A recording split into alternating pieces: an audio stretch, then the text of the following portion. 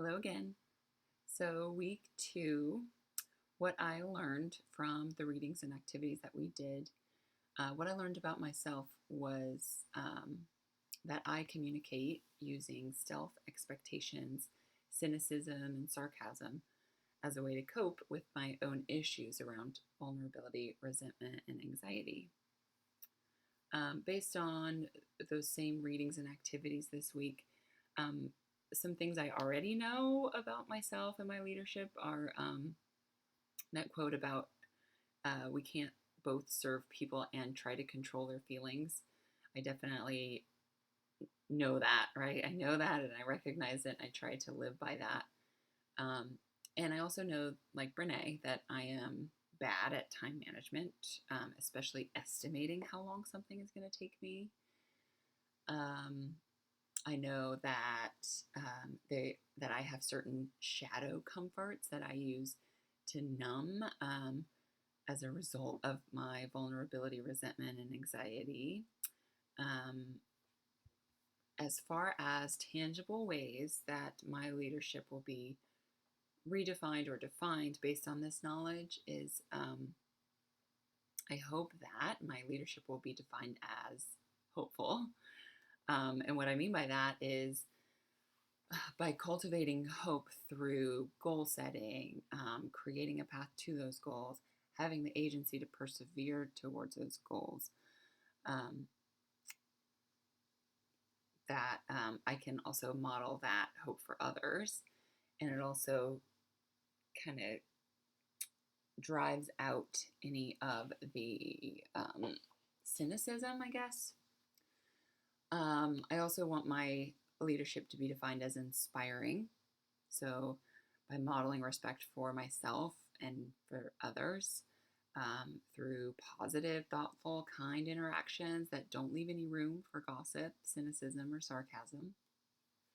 And I also want my leadership to be defined as intentional. So, being deliberate and clear in my communication by carefully considering the intentions behind my choices and decisions, including the words I convey before acting or responding. Um, Sometimes I can be very quick to just respond.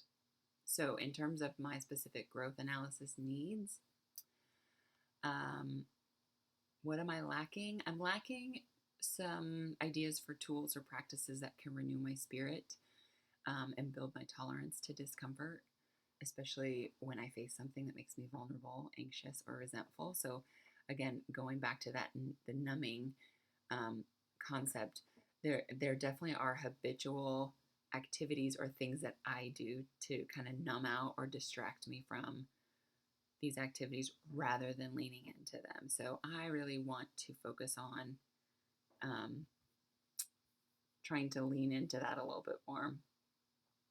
Um, Also, that what else is lacking is a true goal or way that I'm going to cultivate this hope that I talked about, as well as just the ability for me to communicate deliberately and with clarity. Um, I know I need to be a better communicator, but I'm not always sure I know how to go about improving that skill. Um, Yeah, I wrote down that I think I need to practice thinking about the intention behind my choices and what I'm actually trying to convey before I act or respond, right? Um, so almost a little like cognitive behavioral therapy in that respect. In terms of professional development opportunities, um, I just mentioned the CVT piece. I think reflecting on what practices and activities bring me joy and real comfort will be really helpful because then I can start to incorporate those more as a way for respecting um, my body, my mind, and my spirituality. But also just like it says, bringing me joy, bringing me comfort, which goes along with setting boundaries as well. Um, Other things I can do in terms of professional development opportunities, sitting down, developing a goal for cultivating hope, identifying a path to get there.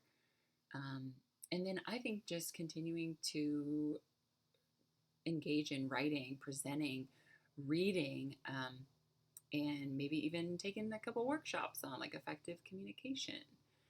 Um, or I really truly think learning from other folks is going to be a helpful way for me to improve my communication and being more clear and kind. The more I do it, and usually with helpful feedback, that will help tremendously. I think I can definitely become better. So, who do I need to join me on my journey for that? I'm not exactly sure who those people are yet. I think by my connections through this group, like the cohort, right?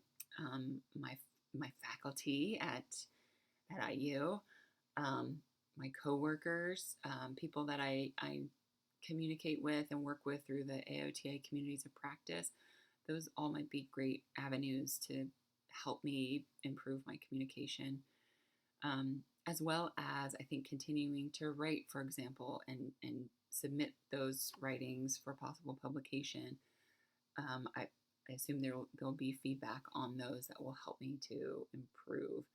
Um, so those are just some things. I'm sure there's other options as well, but that's what I'm thinking for now. All right, thanks for listening. I'll see you next week.